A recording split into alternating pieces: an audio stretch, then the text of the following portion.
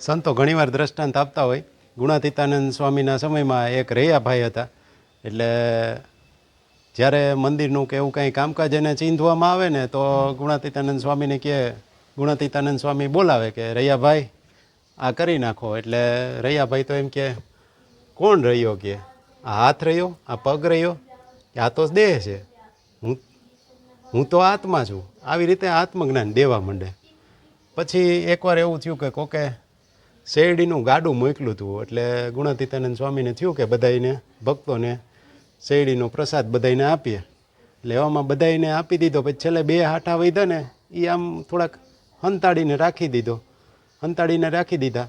અને ઓલા રૈયાભાઈ આવતા જોયા. એટલે રૈયાભાઈ આવ્યા ને એટલે કીધું, રૈયાભાઈને તો શેરડીનો બહુ સ્વાદ બહુ ગમે. એટલે ગુણાતીતાનંદ સ્વામીએ કીધું, રૈયાભાઈ આવ્યા ને એટલે કે તમે થોડાક મોડા પડ્યા, કે શેરડી બધી પૂરી થઈ ગઈ. અને પછી રૈયાભાઈએ બોલવાનું ચાલુ કર્યું કે સેવા કરવી હોય તો એમ કહો કે રૈયાભાઈ આમ, રૈયાભાઈ તેમ, ને પ્રસાદમાં કે મને રાખી દીધો. એટલે પછી ગુણાતીતાનંદ સ્વામીએ કીધું કે જો આ બોલે ને ત્યારે એ રૈયાભાઈ. પછી પ્રસાદ પણ આપ્યો. પણ કહેવાનો મતલબ શું કે આત્મભાવને આત્મબુદ્ધિને એવી બધી વાતો કરતા હોય ને ખોટી જગ્યાએ ઘણીવાર એપ્લાય થતું હોય. કામથી બચવા માટે કે સેવાથી બચવા માટે ઘણીવાર ઉપયોગમાં લેવાતું હોય. એટલે આમાં 2 ધારી તલવાર થાય. ઉપયોગમાંય લેવાય ને ઘણીવાર એનો દુરુપયોગ પણ થતો હોય જ્ઞાનનો.